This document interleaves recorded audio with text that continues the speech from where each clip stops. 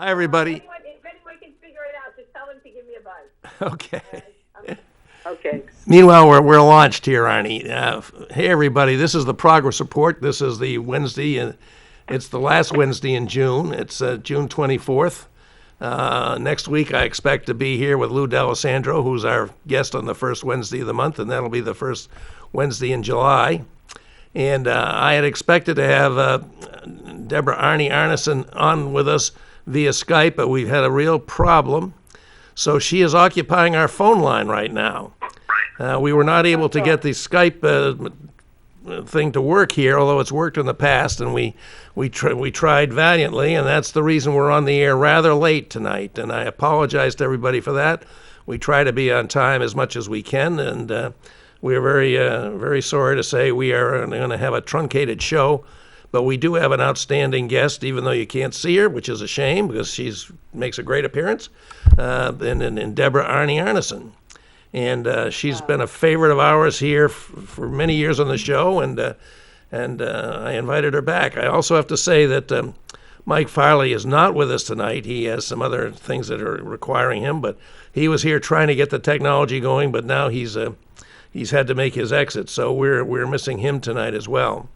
So it's just me on screen and Arnie Arneson on the phone. And so we're going to kick off. I've been a talk show host now for almost 30 years. Arnie on the phone is pretty normal.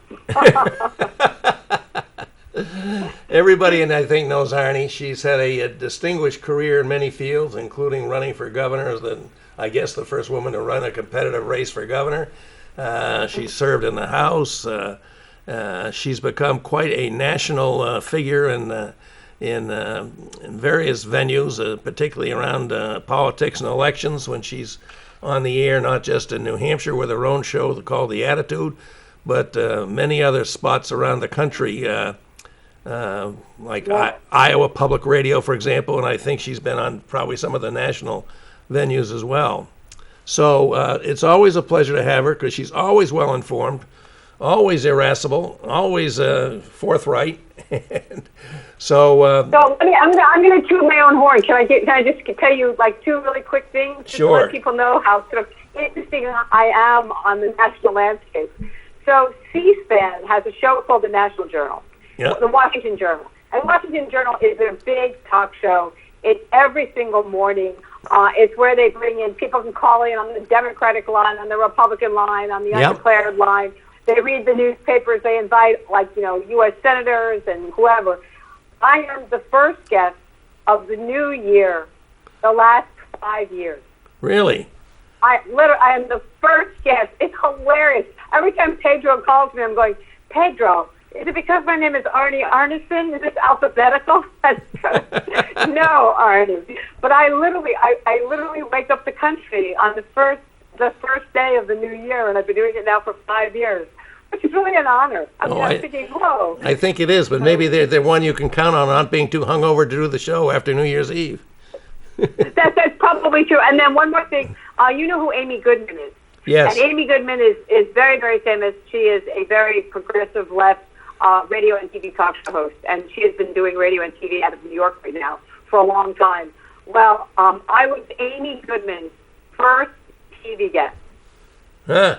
First TV guest, I think like 20 or 25 years ago. My so goodness. I feel like I've been around forever, and I keep interviewing these really talented people, and I'm like, oh my God, you could be my child. So it's a real arc history, and I'm grateful to New Hampshire because they gave me a chance to have that arc.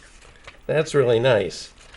So one of the reasons I wanted to invite you to join me tonight, and I wish we could see you, is because we have this enormously important election coming up on November 3rd. We are all aware of that, and we're all aware that the stakes in this election could not be higher for this country.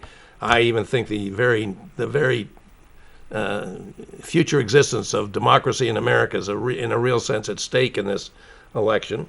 And now we have this ridiculous, not ridiculous, this horrible pandemic that is causing all kinds of trouble with holding elections. We've had some elections in this pandemic.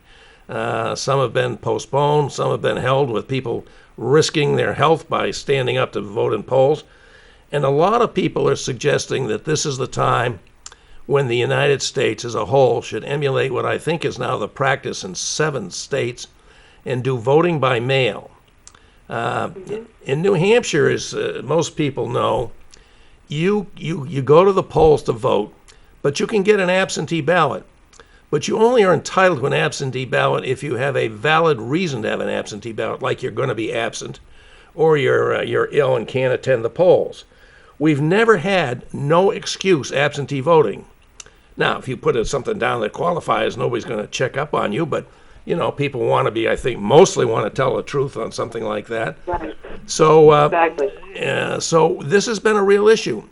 And our Secretary of State, Bill Gardner, has been quite opposed to opening up the vote by mail for everybody without an excuse. But now we have a situation where we don't know what the world is going to look like in November, but looking at the latest news about the explosion of COVID-19 in several states, including Texas, California, Florida, Arizona, it's like we have as many cases now as we've had at the very height of the thing, I think, new cases. Right. And more and more. Well, community spread eventually got to them. Community spread eventually was sort of isolated in places like California and Oregon and New York, which is where the cities are, which is where there was contact with Europe or contact with whatever. Well, now there's contact with the rest of the United States because guess what? New Yorkers travel to Texas. Guess what? California. You see what I'm saying? So the community spread was going to happen. They were just in la-la land thinking that they were going to escape it. Yeah. So it's been interesting watching the president go from having a coronavirus task force headed by the vice president, doing briefings pretty much daily for a while there in March, and then they dropped off. Now they're not doing any more briefings. The coronavirus task force, as I understand it, is meeting only a couple of times a week. And here is the COVID at the highest, as high a level of danger and exploding positive diagnoses as we've seen probably since the very beginning. But all this raises the question: if it's necessary and consistent with the public health. And I would trust Dr. Fauci and others at the CDC on this more than some. Can we do this election by mail nationally? And on that, Arnie's been looking into that issue and looking at the shape of the post office, which is something we've been wanting to talk about. And so I'm gonna let her go on this, but I'd just like to remind people, when the U.S. government was formed, and George Washington took office as the first president, there were only 4 cabinet members. One was the Postmaster General. And so the post office has been the glue to this country's sticking together since the very founding of our constitutional democracy. And today we know that they're in terrible trouble financially. And Arnie's been looking into this. So, Arnie, I'm going to turn it over to you to talk about what are the prospects that we could pull this off. So before we talk about a national possibility, make sure everyone understands that we have kind of changed the rules in New Hampshire. What we've done is, while the governor and Bill Gardner do not like the idea of voting by mail, what they've done is they've bastardized what it means to have a disability for the purposes of being able to vote absentee. So my understanding is, you can correct me if I'm right or wrong here, but I think I'm right, Bob, and that is fear of contracting COVID-19 is now going to be defined as a disability for the purposes of voting absentee. So that basically means anyone. I mean anyone. If you're 18 and a football player, or you're 95 and you really are disabled in a nursing home, it doesn't matter what is, because you can collectively have a fear, because anyone, let's be honest now, we all know it, the biggest spike now is with young people, that the fear of contracting COVID-19 is a disability. So while we don't have mail-in voting, we do have the potential for people, almost 100% of us, to vote by mail. Here's the dilemma for New Hampshire, Bob, and I've been talking to a lot of people who oversee elections in their towns. And what they do is they hate this. And let me tell you why they hate this. Because now they have the worst of both worlds. They're still going to have election day voting. That means they still have to man up. They still have to open the polls. They still have to find the volunteers. They still have to do all those things that you do on election day.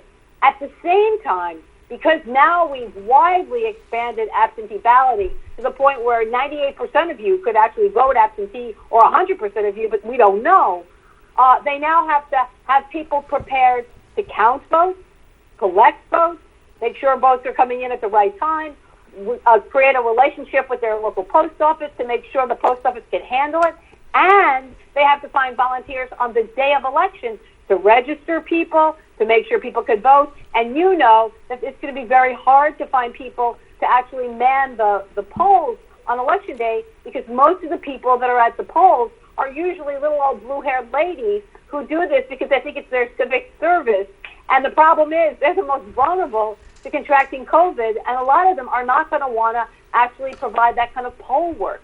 So I'm hearing from so many local people that they just feel like they're kind of bookended into failure, because now they have to find more people and it's more complicated. At the same time, they want to accommodate what is legitimately a fear. They don't want to vote in person. But now, because of Sununu and because of Bill Gardner, now we have to do both.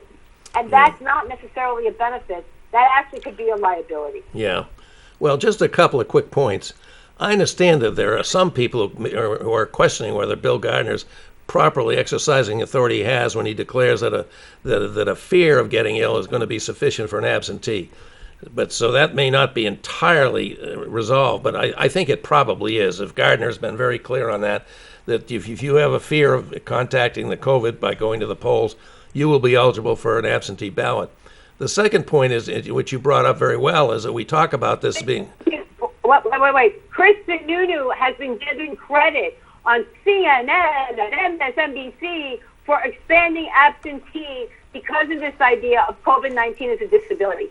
So he's been getting national attention. He's been getting national applause for recognizing fear of contracting COVID-19 as a disability. And the way I know that is they contrasted how Governor Sununu is responding to this expansion of absentee balloting as a Republican governor in New Hampshire compared to Governor Abbott in Texas, also a Republican governor, who will not recognize fear of contracting COVID-19 for the purposes of calling it a disability. Yeah. So I'm telling you right now, if he's gotten so much applause line on national news, they're going to go ahead with it. Okay. Okay. I know how these boys operate. You know, they've now been thrown out there, and everyone's patting them on their back. If they suddenly do a bait and switch, oh my God! I mean, it would be not understandable. But I'm just telling you, they've gotten credit for something that you are now saying is not necessarily cast in stone. Well, it's cast on TV. That may be more important. And the other point I was just going to make, which you well expressed yourself and what you've just said, is we have to remember that although we're having a national election, those elections are run by the 50 states, and with different ways of doing it and different things. So, you know, that's another thing. But the other thing I wanted to have you talk about, Arnie, is supposing we decide to, one way or another, ask all the states to do the election by mail-in. You found evidence that the post office would simply be unable to do that in the time they would have to prepare. Okay, so let's do a little backstory, everyone. So let's go. We have to go back to 2006. This is like a history lesson. So make yourself a cup of coffee. So back in 2006, the Postal Service was required to pre-fund its retirement benefits. Nobody on the planet has been asked to do that. And I think they were asked to do it, Bob, what was it, for like 75 years into the future? That means health benefits. That means retirement benefits. I mean, it was basically burdening them with a financial burden that was unconscionable and basically impossible to actually address. Okay? So somebody was trying to screw them back in 2006. And then take that and realize what's happened. Because of things like Amazon, because of UPS, because of Federal Express, because of social media, we are using the mail significantly less. We just are. So there are fewer people using the mail service. There are now these alternative ways of shipping things and exchanging mail that they now have also lost a significant amount of revenue. And then throw in what? Throw in a pandemic where all the businesses, my pizza place isn't sending me their local flyer. All those things that are happening. And all of a sudden now, because of the pandemic, they have workers who are sick, and they have even less mail coming through the system. That is all about revenue, okay? It's all about revenue. But let me go back to 2006. Okay. If they have been forced to deal with that financial burden back in 2006, what does that mean? That means that structurally, they've been more and more depleted every single year. That they've had to consolidate. They've had to remove certain letter carriers. That their systems are antiquated. That they haven't been upgraded. That, usually mail would you have mail in Ohio, then the mail would go to a processing place in Ohio. Well, in some places they had to close the processing place in Ohio and they had to move it to the adjoining state. But if you move it to another state, that's, another 50 miles away or 100 miles away. That means that your first-class mail, instead of coming in for 5 days, is now coming in 5 to 8 days. Yeah. Well, when you begin to think of the post office, right now you were mentioning that a number of states have done vote by mail. So let me tell you the dirty little secret. The dirty little secret of those states that have already done vote by mail is they've been doing it for years. They now know how to work the post office. They know the weaknesses of the post office. They know where the post office makes their mistakes. They know where they lose stuff. And so because they have this experience, they've developed the mail-in voting muscle, they now have it down to a science. But it was a science that took them years to develop, Bob. Yeah. They didn't just turn the switch on and look at stamps. Yeah. I mean, come on, people. And this article, I'm going to recommend this article to you. There's a great investigative reporting site that's called ProPublica, all right? ProPublica, write this down, everyone. And they do something they have a whole site just on elections. It's called Election Land. And I interviewed a phenomenal, you can get him on the air. You should definitely get him on the air with you because he's so much smarter than me. His name is Ryan McKenzie. Yep. And Ryan McKenzie used to run Vice News, okay? He's just a phenomenal guy. And ProPublica lured him over to them because he's such a smart investigative reporter. And he wrote a piece, and it was entitled this, everyone. The Postal Service is steadily getting worse. Can it handle a national mail-in election? So I read this article, Bob, and by the time I got done, I thought I was going to vomit because I was so upset because things that I feared were worse than I feared. And it's not the Postal Service's fault. Let me just explain, everyone. When you set some systems up to fail, guess what? They will. They will. Not because they don't work hard. Not because they aren't diligent. Not because no matter whether it's, the rain, snow, sleet, or whatever it is, they don't want to deliver the mail. The problem is, if you've been starving it and expecting it to do more and more with less, guess what?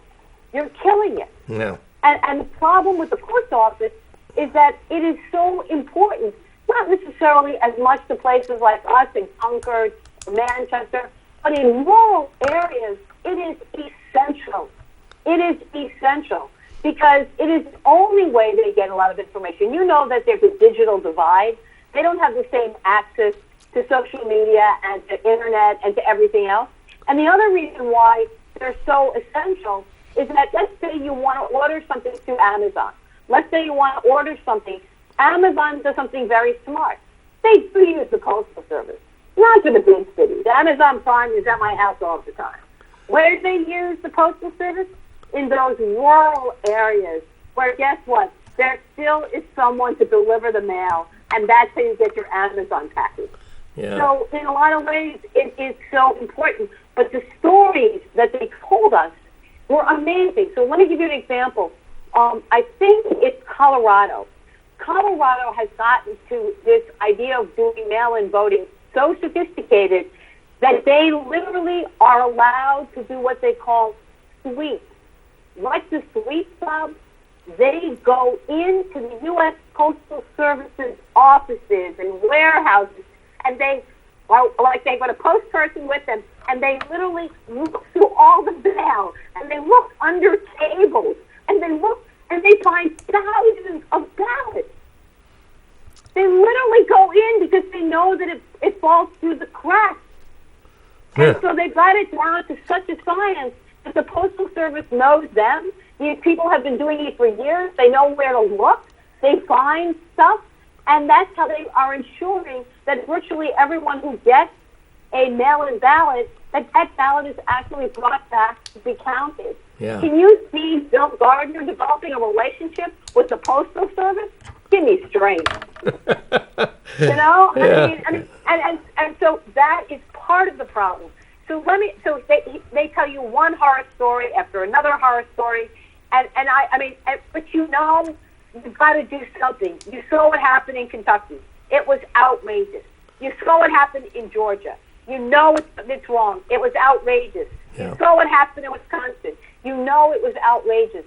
So we have a couple of months to figure it out, but we better know how reliable or not reliable the Postal Service is.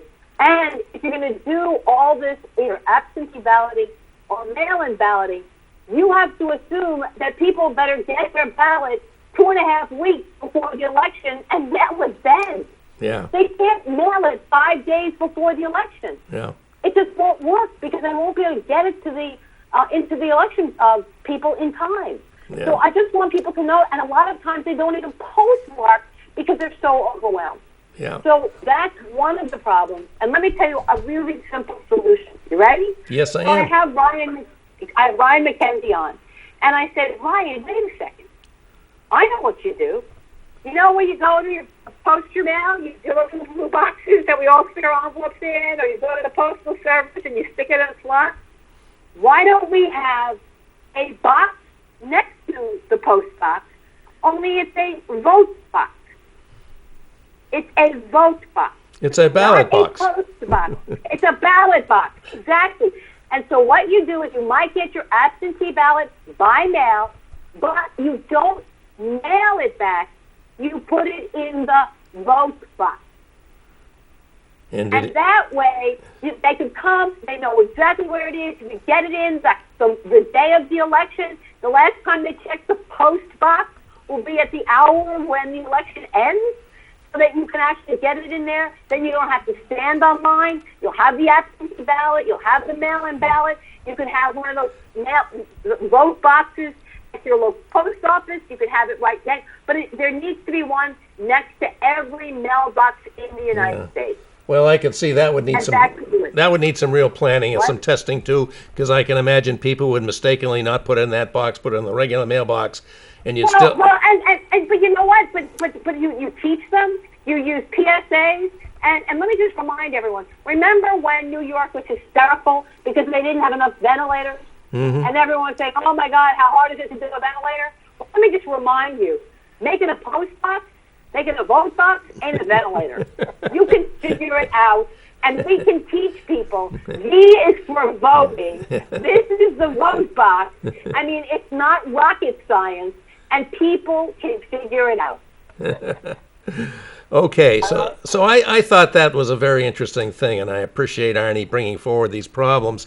You know, the president's telling us, oh, I'm against vote by mail. It's going to be an invitation of fraud, which is more nonsense, and he should know better, or probably does know better, but doesn't care, because we do have experience in, I think, 7 states that is We do. this is working just fine. There's no more evidence of fraud in their elections than there is in New Hampshire elections, which is pretty much zilch. It's so minor, it's insignificant. And it's just being, the cry of fraud is just being used as a vehicle to help the people who want to suppress the vote, when there are many of them out there who want to suppress the vote. But the practical problems that Arnie's bringing up are the real daunting task about this, and it does make you really worry about how we're going to pull this election off, because I doubt we're going to be free of this virus by November 3rd. That seems highly unlikely. No, I think you have to operate that will be in the second wave. You'll have to operate that especially the elderly are going to be very terrified of this. Let's remember that New Hampshire is the second oldest state in the nation. May I repeat that? Yep. We are the second oldest state in the nation. And yet at the same time, I mean, my Republican friends have been working on voter suppression for a long time. Yep. So they're good at this. We're not as good as figuring out not only how to get around voter suppression, but now how to ensure the integrity of the vote at the time of the pandemic. Right. And the people that accuse us of illegal voting are people like Chris Sununu. I mean, Chris Sununu was on the Howie Carr show in 2016 talking about the busload of voters that were coming in from Massachusetts voting illegally. Yeah. So you know what? He lied. Yeah. He lied. Yeah. He finally had to admit that it wasn't true. But, I mean, so, the problem is where the lies are and where the abuse is isn't in people actually voting. It's in the people that are accusing people of somehow doing something illegally that are lying to create this fear. Yeah. Okay. Hey, Arnie, I believe when we talked earlier, you had another subject that you wanted to bring up for us on this show tonight. Am I right? And do you remember what it was that you wanted to talk about before I launch into something? The other interesting thing is that the whole Black Lives Matter and what's happened with the horrific George Floyd thing has just been it's been amazing because someone said remember Royal Ford? Royal Ford used to be the national editor for the Boston Globe, and then he ended up sort of writing about cars and car culture at the very end. And he was raised in Hopkinton, his family's from Concord, and now he lives in Portugal. And I had him on the air with me, and we were really talking about what the pandemic has done, and it has really sort of ripped off masks, not put them on, but ripped off masks, the masks of white supremacy, the mask of racism, the mask of inequality, the mask of what, and it's been, we see the healthcare inequality with who's dying of COVID-19.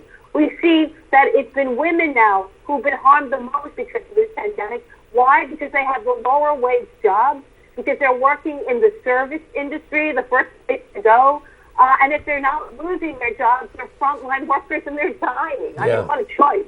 Either be unemployed or go out there and die. Yeah. And I think it's really kind of important for us to take this opportunity not to just to look at the defund the police story, but to look at what we've never been taught of. And I had a young man on the air today with me. He's defending his PhD at Northwestern tomorrow. And he did something absolutely fascinating. You know how we talk about civic education and how we need to learn civics, and that's part of our problem. We've sort of run away from civics education. And he said to me, but Arnie, what are we teaching in civics education? So listen to what he did, Bob. He went into Chicago. This is back in 2018 or 2017. And he picked a time in history. And he found 700 students in Chicago across the demographic range. And he used two textbooks. One textbook was, I think it was called The American Pageant. And it's a textbook that's used with a lot of sort of like track one students or AP history students. And then they cover a certain portion of time during history, right? They took a certain, I don't know, after the Civil War or maybe after World War II. So it was the same time frame. But then he had another textbook. And the textbooks looked like they were identical, except the content was different. So you had the American Pageant textbook, which is a traditional textbook used by AP courses. And guess who wrote the other textbook? Howard Zinn. So it was Howard Zinn's history book at about the exact same time frame as the American Pageant. And it didn't tell the students that they were reading different content. They thought they were reading the same history book because the covers were the same. Yeah. And he said what was so amazing was that the students that were reading Howard Zinn's book, they told the true story, not the white story, not the winner's story, but the true history of America. They were more excited about participating in government, about participating in elections, about being more curious about reading newspapers, about paying more attention to people that were elected than people that were reading the American Pageant. Okay. Very good. And I I think that's important for us to know that in a lot of ways, by dumbing down our history, by not being honest about not only our successes, but our mistakes. And if you don't know about those mistakes, then you're not as motivated to fix them. Right. Because what fixes mistakes are elections. Yeah. You know, there's a wonderful series of books by Oxford professors, Oxford, England, English professors on American history. I think it's called the Oxford History of America. And I read a couple of those. One was a period between the 1815 and the Mexican War called What Hath God Wrought, which is, of course, the first telegraph message that was sent out after Samuel Morse invented the telegraph. And it's an absolutely fascinating book because unlike other histories I've read, this person who wrote this charming book with little interesting details in like there, it was in that period for the first time people had different shoes for the right and the left foot. Who knew, you know? Yeah, exactly. And there's all of these vignettes in there are just fascinating. But the thing that was really interesting was the author, as he's going through, would say where he thought we did the right thing and where we didn't do the right thing. And it's okay. It's okay. We make mistakes. We make mistakes, but we said one of the things we did right was, you know, we were the first in the world to really promote higher education for women. Yeah. And so that was a really good thing. And he says we did some really bad things too. And, you know, it made me think of going back to the post office. One of the stunning things I learned there, because of the great divide between North and South over the issue of slavery, lots of people would exercise their right to petition and sign petitions to be sent off to Congress people from the South. The post office wouldn't deliver them. They would not deliver them. Oh my God! Yep. I never heard about that. It shows the depth of the divide in the country at that time. And you know, so I mean, again, we need to know these stories. We need to know these stories. And one of the things he said, this young guy who's, you know, defending his dissertation tomorrow, he was just adorable. His name is Matthew Nelson. He was adorable. Yeah. And Matthew Nelson, the title of his piece, he wrote a piece at the Washington Post, everyone. So if you go to the Washington Post, read his piece. It's fabulous. It's entitled, America's Classrooms Shut Down This Spring. Civics Lessons Shifted to the Street.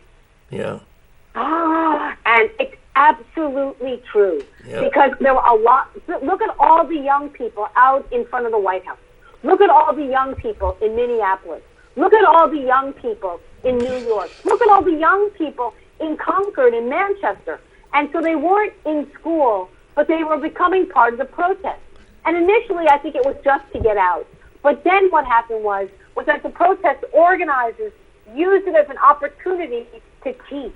Yeah. And they weren't just teaching about George Floyd. They weren't just teaching about, you know, Breonna Taylor. They weren't just teaching. They used the stories of now and said, but let me take you back 5 years ago and tell you about those stories. Let me take you back 10 years ago and tell you about those stories. Let me take you back 30 years ago. So while George Floyd's video was fresh in their minds, because now we have cell phones, they told the story that happened when we didn't have a cell phone. Yeah. But yet the same unconscionable murder, rape, harm happened. And, you know, African Americans may have told that story, but people chose not to believe them. Well, you know what? It happened. Yeah. All right, Arnie. It's wonderful you could be with us. I'm sorry that technology let us down. We would have loved to have had. First of all, we would have loved to have you here, but we were thinking that the Skype would be a good alternative. I'm sorry that didn't work out, but you contributed greatly as always. I was planning to go on to some more local topics, but do your thing. Thank you so much for letting me. Thank you for being with us. I look forward when we can have you on in person again. I hope it won't be too long. All right. I hope so too. Thanks so much for calling in. Take care. Bye-bye. Okay, folks, that means the line is now open if anybody wants to call in and respond to anything that Arnie had to say, or with a comment or criticism. And I'm going to just go on to a couple of other things beyond the large scope projects that Arnie was talking about nationally and particularly, and somewhat state. We had an interesting meeting of the Hillsborough County delegation. night before last, Monday. And that was to approve the county budget. Now, I think most people that watch this show know that when you're elected to the State House representing some district in Hillsborough County, you also become a member of the Hillsborough County delegation. So you get to vote on the state budget at the first session of the first year of your term, and you also get to vote on the county budget. And last night was the night to vote on the county budget. Now, a very interesting thing came up. The county, of course, has many collective bargaining agreements with various unions. There are several unions, and they negotiate, and they usually come to an agreement. Last night, as to fit into the budget, we had negotiated collective bargaining agreements with two of the unions. I know one was representing some of the staff at the nursing home, and I'm not sure what the other one was. I've already forgotten. But these items did create a cost increase for the budget, because you don't negotiate a contract usually without some modest increase. These were modest increases. The overwhelming majority of both parties was that these were well-deserved, and the starting salary at the county nursing home is pretty low. It's $9 and something, and they are having a hard time retaining and recruiting people. That can't be a surprise in this COVID, which has now affected the Hillsborough County nursing home in a big way, and they are having a hard time recruiting and training staff. So this seemed like a very, very appropriate thing to do. And then the issue came up about how are we going to fund these pay increases? Well, this is just astounding to me. There's only two ways you can do it, obviously. And in a sense, they both involve taxpayer money. There's no other money coming in other than taxpayer money. Well, some fees and services that get paid for, but principally taxpayer money. And so the two things are raise the tax rate. The county tax rate is on everybody's property tax bill as a part of the tax bill. It's not the biggest part by far. It's a small part, but it's there. Or to take the money out of surplus. Now, it turns out that the county nursing home has a surplus, or unexpended balances, they call it, not a surplus, unexpended balances of about $23 million. $23 million. Believe it or not, the executive committee, when they decided to vote on this, they declared that they wanted to not take the money out of the surplus, but to put it on the tax rate, a modest tax rate increase, but an increase. I think it was going to add up to about, Pat Long did all this. Pat did a brilliant job on this. Pat Long brought it up. It was going to be a 4.1% increase in the county tax rate, which gets folded into the overall property tax rate. And I actually did not vote with Pat on this on the executive committee, but he called me up and explained it. And I said, no, now that I understand it, sure, I'll support a change in that. So that was the issue that came up. And as I say, I'm just astounded by this. By the way, that surplus is big enough so that if we take the money out of the surplus, or the unexpended balance as they call it, if we take that money out of there, we still have a surplus well within the range that's considered appropriate for a county government by the Department of Revenue Administration, like 16%. It's in that range. That's considered an adequate surplus. Now, some people said, well, we have to worry about the surplus in years to come. Yeah, but right now, with the economic damage that is resulting from the COVID-19 and the lockdown of the shutting of so many businesses, this is a rainy day economically for so many of our citizens in New Hampshire and in Hillsborough County. So the issue came up: would we overturn the executive committee recommendation, instead recommend that we use the surplus to the extent that the tax increase would be 0.0 on the county portion of the property tax? And I'm happy to say that did prevail by a significant margin. But here's the astounding things. Most of the Republicans voted against it. They were voted in favor of having the tax rate go up as opposed to utilizing some of the unexpended balance or surplus so that the taxes didn't go up. Just think about that. There was the very, very active and member from Hudson, Lynn Ober. She did not want to vote to do it this way. Others did not as well. So I'm not saying every Republican voted to take it, to put it in the tax rate. Many of them didn't vote for the budget at all. They didn't want to be in a position where they had to vote for a budget. Many of them will automatically vote against any increase in the budget, even if it's necessary to help retain and recruit and vitally needed workers at our county nursing home, which is so important to this county and its people, obviously mostly elderly people. So I just thought that was an outstanding thing. I want to particularly congratulate our delegation chair, Pat Long, and he's also, of course, a Manchester alderman. He's frequently on the show here, for spotting this and finding out that we could utilize the surplus without damaging our fiscal capability as a governmental unit and avoid raising the taxes here, the property taxes here in the city of Manchester. So I urge you all to, if you see Alderman Long, if you're one of his constituents, say good job, well done, because it certainly was.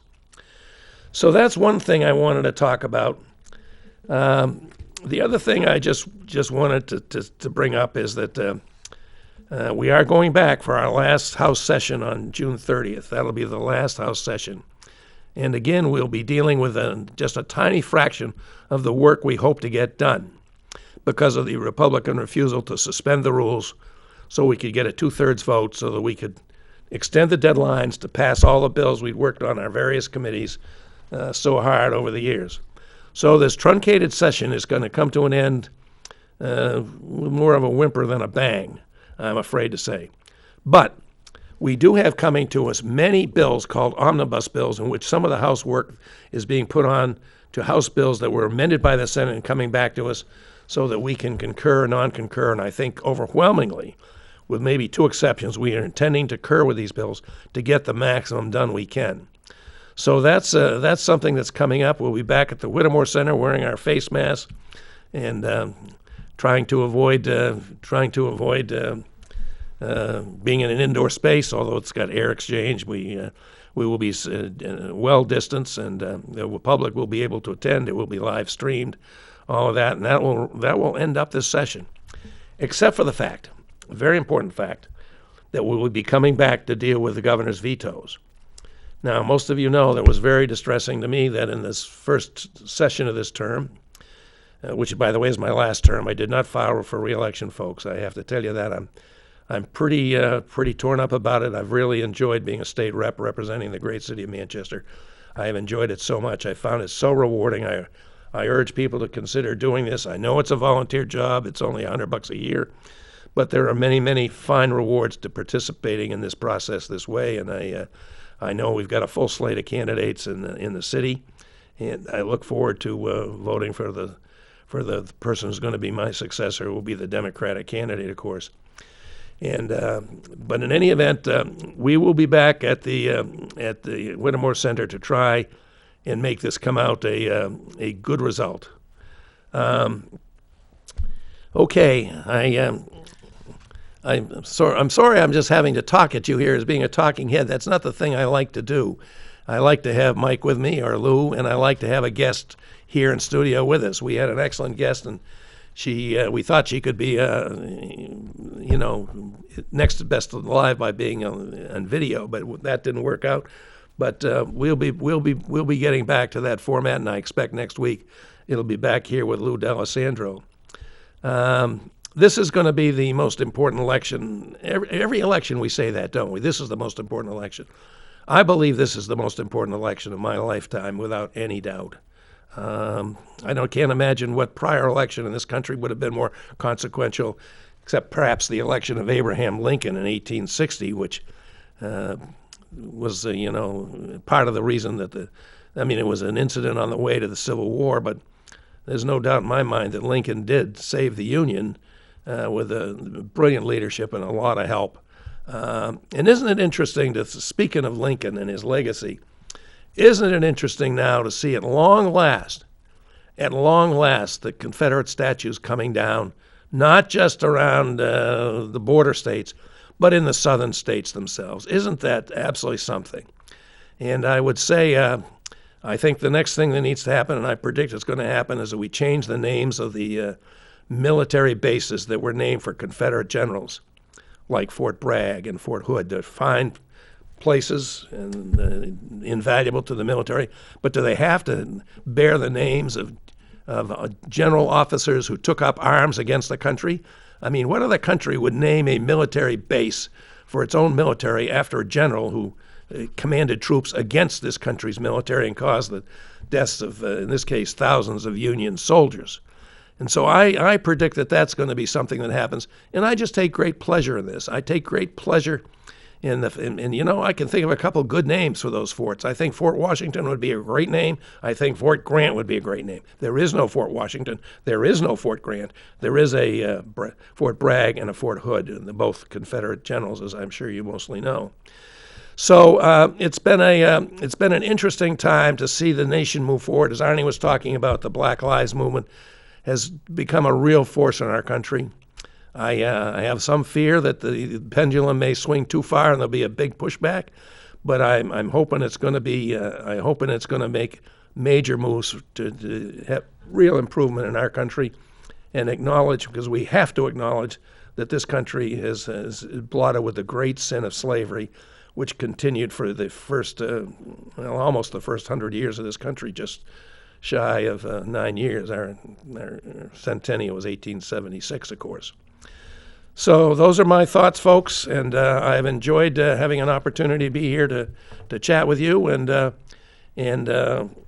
think I'm going to get a little time left here, but I'm just hoping to look forward to another show that'll be more traditional next week with Lou D'Alessandro.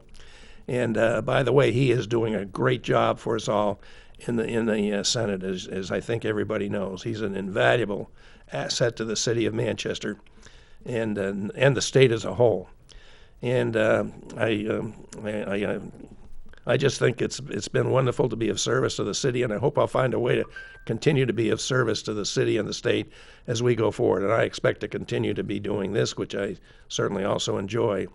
And I hope we'll be back next time, folks, with a show that'll be more traditional and maybe a little more interesting visually, too. I know that's something that's kind of lacking here.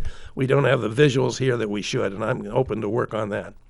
So with that, folks, I'll sign off. Thanks for you that stuck with me on this, and look forward to chatting with you downtown and about when we can do that safely. Take care. Bye.